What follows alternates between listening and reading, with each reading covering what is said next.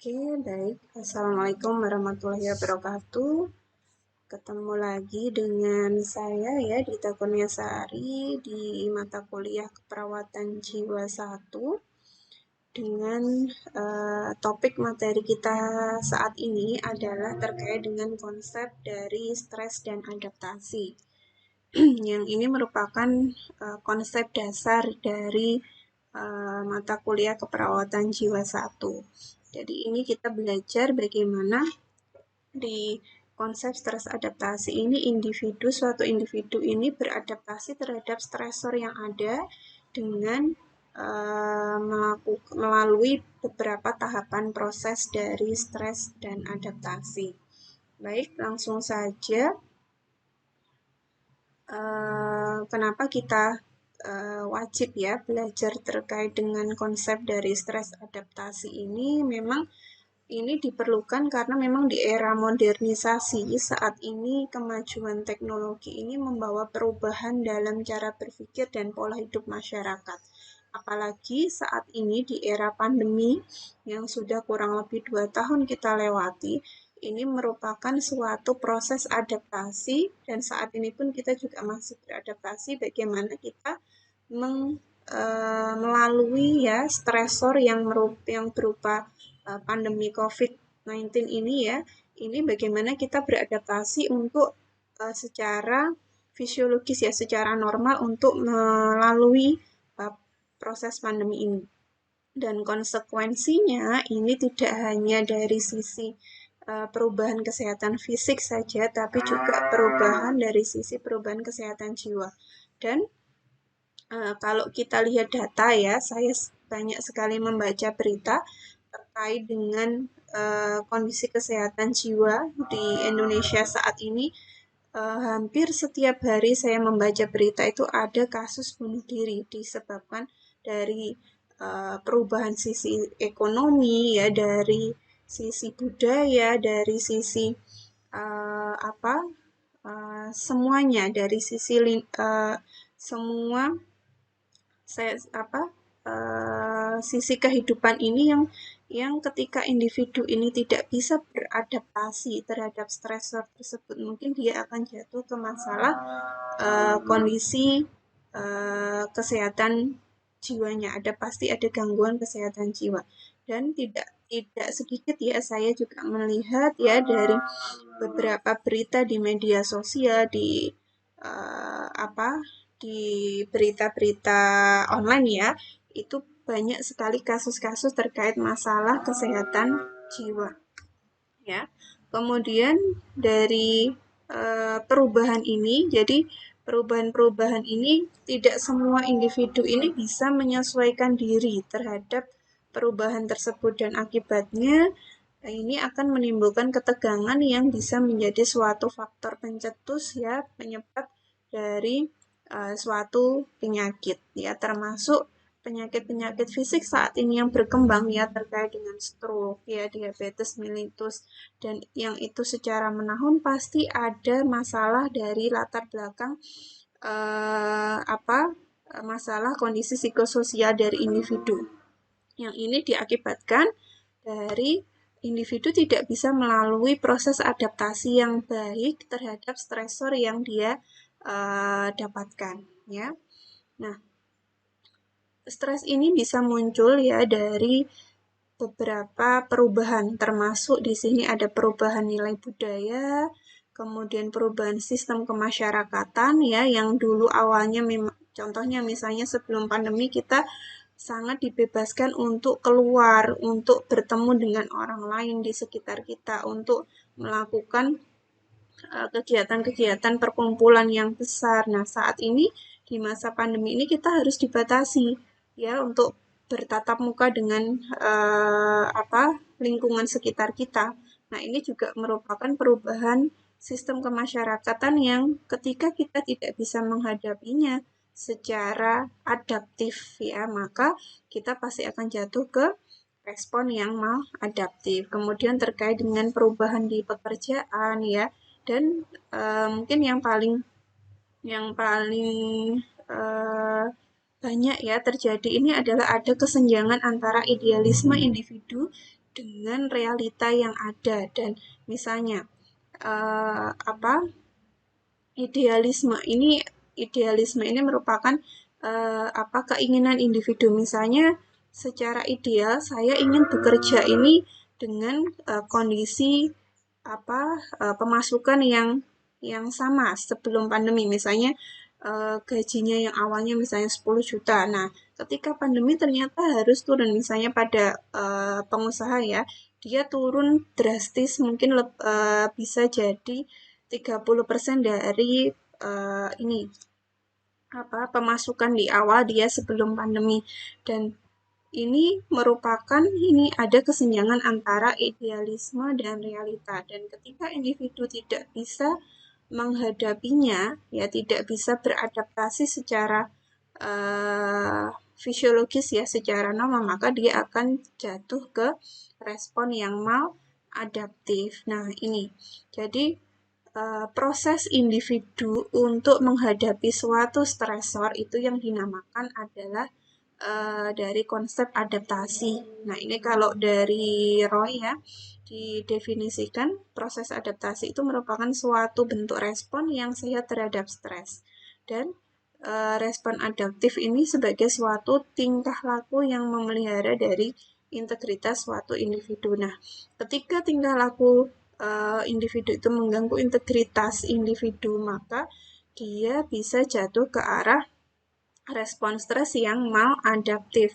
Dan maladaptif ini merupakan respon stres yang dia nanti arahnya ke respon yang negatif. Ya, sedangkan kalau yang adaptif maka dia ke respon yang positif. Jadi dia bisa melalui stresornya dengan baik. Ya. Dan itu menjadi suatu pembelajaran terhadap individu tersebut untuk kehidupannya selanjutnya. Itu dia ketika individu mampu mengarahkan proses adaptasinya ke arah yang adaptif. Kalau dia ke arah yang adaptif, mungkin bisa jadi dia jatuh ke distres ya, distres yang tidak sehat ya, ke arah yang tidak sehat. Kemudian, nah, ada beberapa definisi stres ya. Di sini saya ambil dari Hawari, mengatakan bahwa stres adalah respon tubuh yang sifatnya non-spesifik terhadap setiap tuntutan beban atasnya. Kemudian dari Jenita 2017 ini mengatakan bahwa stres ini merupakan gangguan pada tubuh dan pikiran yang disebabkan oleh perubahan dan tuntutan kehidupan. Kemudian dari WHO, dia mengatakan bahwa stres adalah suatu reaksi atau respon tubuh terhadap stresor psikososial, tekanan mental, atau beban kehidupan. Nah, di sini saya menyimpulkan bahwa definisi dari stres itu merupakan respon pada tubuh dan pikiran yang bersifat non-spesifik, ya, dia terhadap suatu stresor psikososial ya, yang disebabkan oleh perubahan dan tuntutan kehidupan. Jadi ini kesimpulan dari definisi stres ya, yang dimana stres ini sebenarnya merupakan respon yang umum dan fisiologis ketika kita bisa beradaptasi secara positif yang nanti arahnya akan ke respon yang adaptif. Nah, sedangkan kapan ya stres itu dia dikatakan tidak menjadi suatu penyakit ya, di mana ketika individu ini bisa tidak bisa mengarahkan respon adaptasinya ke arah yang adaptif, jadi dia lebih ke arah yang maladaptif, yang itu nanti akhirnya dikatakan dia mengalami distress ya.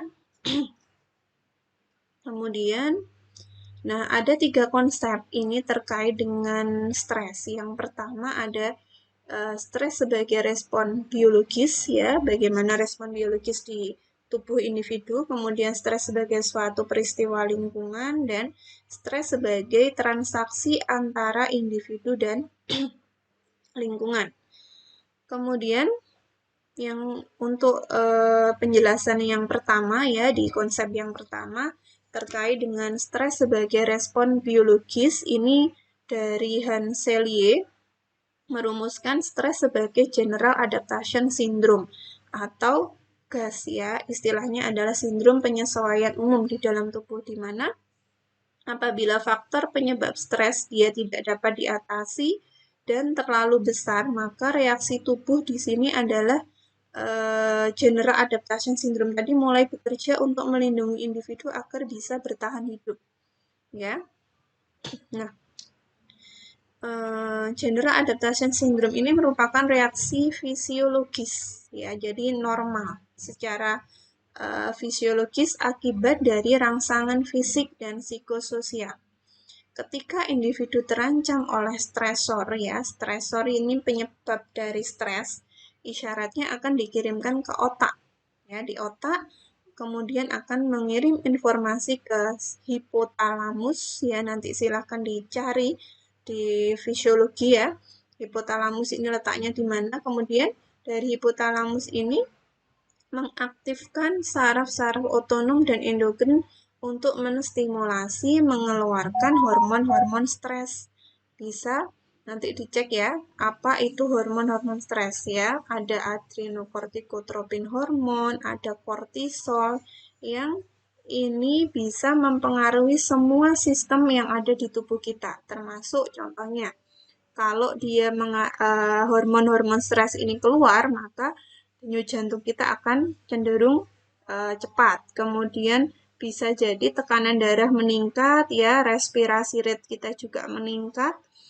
Kemudian eh, kerja usus kita juga meningkat. Nah, ini bisa dilihat dari misalnya ketika teman-teman misalnya ada stresor, misalnya ada ujian ya, ujian mendadak, pasti ada beberapa individu mungkin yang dia responnya misalnya ketika ada stresor, ada ujian mendadak ya, misalnya itu langsung mules perutnya, bisa diare. Nah, itu bisa terjadi karena memang kita mengeluarkan hormon-hormon stres.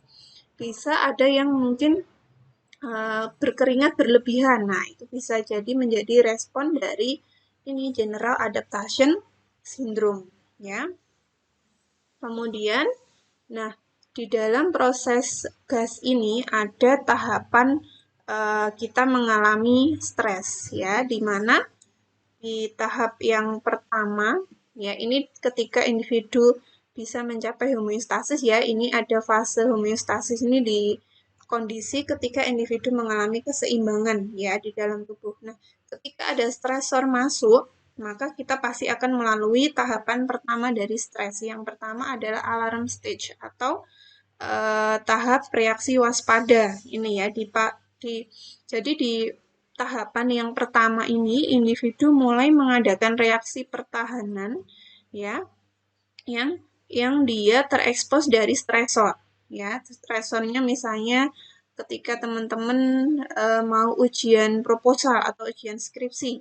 Nah, itu pasti sudah mulai tanda-tanda fisiknya muncul, curah jantungnya meningkat ya.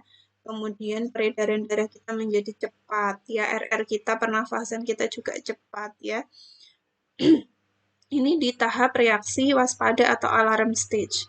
Kemudian di tahap kedua adalah resisten, ya. Di tahap resisten stage ini, individu mulai mencoba berbagai mekanisme coping untuk mengatasi stresor tersebut, ya. Jadi sudah mulai mencari pemecahan masalah, ya, mengatur strategi untuk mengatasi stresor, dan di tahapan yang kedua ini, di tahap resisten ini, individu ya, tubuh kita sudah berusaha menyeimbangkan proses fisiologis yang terpengaruh selama di tahap alarm tadi.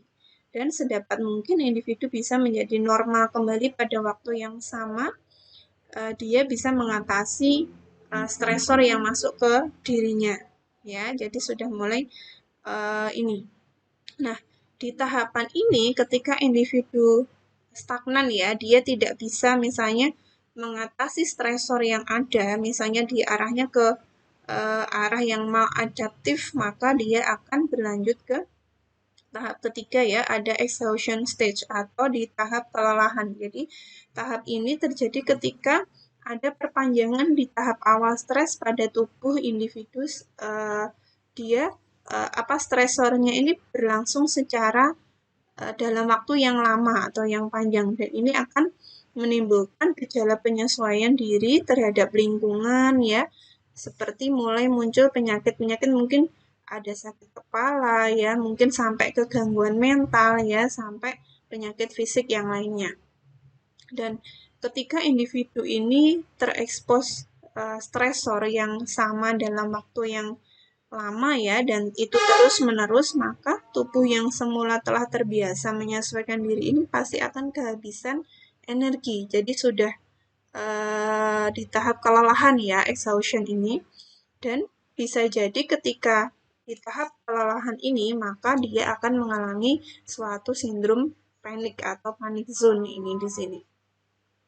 Ini adalah dari respon biologis ya di konsep dari stres tadi. Kemudian di konsep yang kedua, di sini dikatakan stres sebagai suatu peristiwa lingkungan.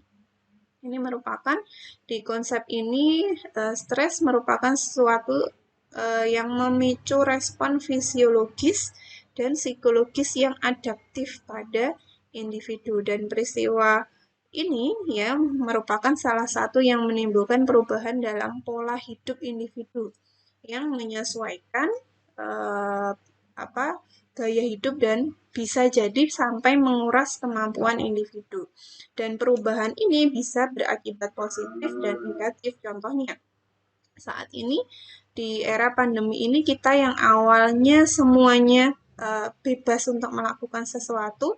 Nah, saat ini gaya hidup kita harus berubah secara drastis ya. Keluar harus pakai masker, cuci tangan ya.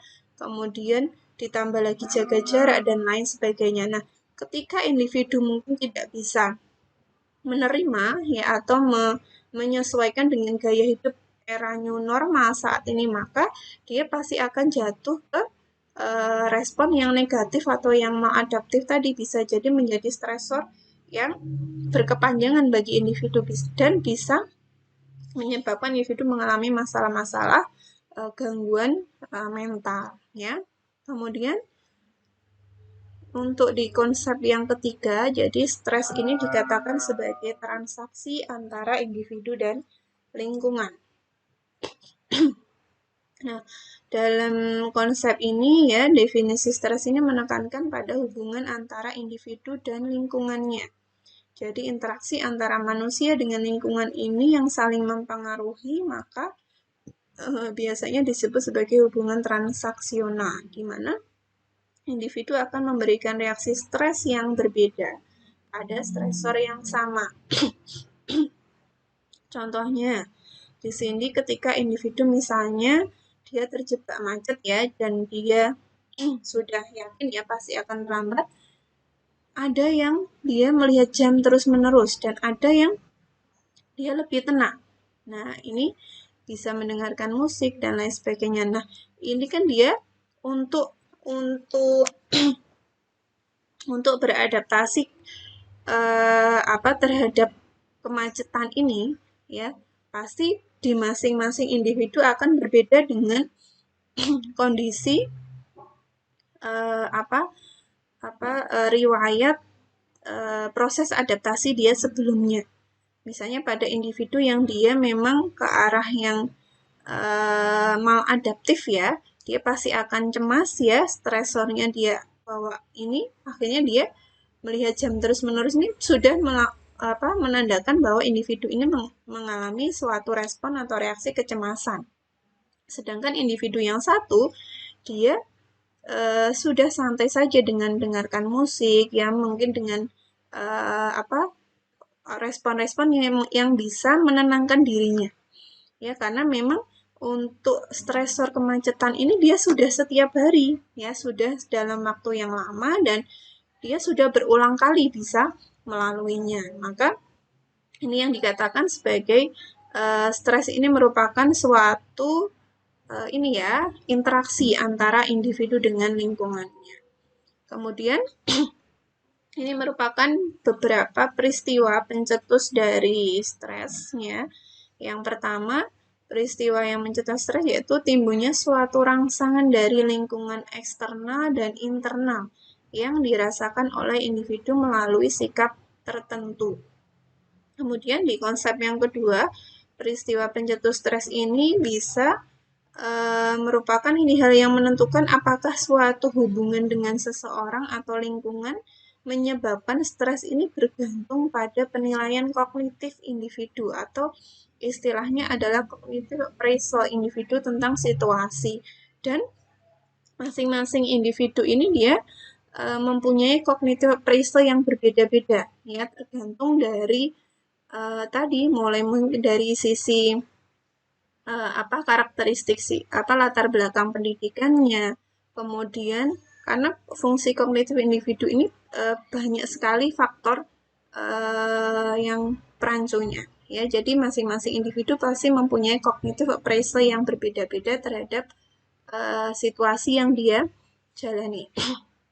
Nah, kemudian cognitive appraisal ini merupakan suatu evaluasi ya individu terhadap kepentingan pribadinya pada peristiwa atau kejadian yang dimana cognitive appraisal ini nanti menentukan bagaimana respon stres dia terhadap stresor yang masuk ke tubuhnya. Ya. Kemudian materi selanjutnya adalah ini faktor-faktor predisposisi atau penyebab dari stres.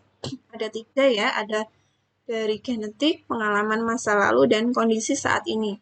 Untuk genetik sendiri ini didapatkan dari keturunan misalnya, tapi mungkin ini sangat kecil ya faktor keturunan di dalam penyebab stres. Mungkin lebih banyak ke arah kalau genetik ini merupakan dari ini pola asuh dari orang tua ya, di mana pola asuh ini akan menentukan dari proses mekanisme coping individu untuk menghadapi suatu stresor.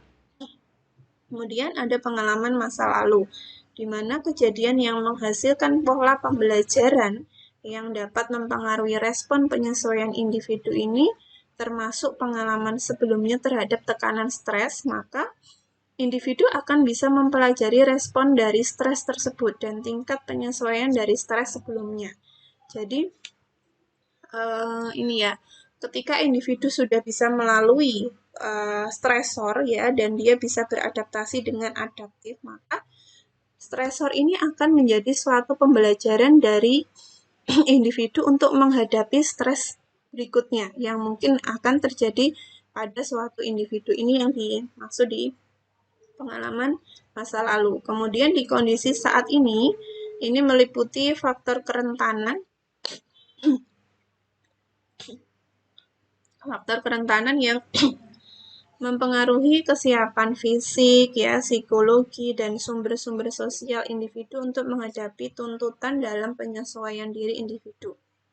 Contohnya bisa kondisi kesehatan saat ini, ya, keuangan, perkembangan, dan dari sisi kedewasaan individu itu sendiri. Kemudian, nah, sudah selesai ya saya kira untuk konsep materi hari ini terkait dengan stres adaptasi. Kita lanjutkan untuk assignment. Nanti silahkan teman-teman membuat esai terkait konsep stres dan adaptasi. Jadi di esai ini silahkan disertakan materi dari konsep stres dan adaptasi secara ringkas. Mungkin bisa diambil dari materi saya ini, tapi materi ini hanya sedikit ya. Nanti silakan teman-teman bisa tambahkan di literatur yang lainnya. Kemudian ditambah lagi nanti artikel-artikel jurnal terkait dengan konsep stres dan adaptasi. Teman-teman bisa searching minimal ada teman-teman harus mendapatkan minimal 5 artikel terkait dengan stres dan adaptasi dan itu nanti dibuat esai. Esainya tidak perlu banyak-banyak, mungkin 2 lembar saja cukup ya untuk esai karena rangkuman dan ada proses analisa dari artikel jurnal ya terkait dengan stres dan adaptasi. Itu silakan nanti dibuat ya, maksimal mungkin 2000 kata sudah cukup ya. Nanti silakan dikumpulkan di MS Team. Dan saya buatkan link untuk assignment-nya. Oke, mungkin terima kasih untuk materi hari ini. Dan untuk pertanyaan, silakan teman-teman sampaikan di kolom diskusi di MS Team ya. Saya akhiri, wassalamualaikum warahmatullahi wabarakatuh. Sampai ketemu di channel MS Team saya ya.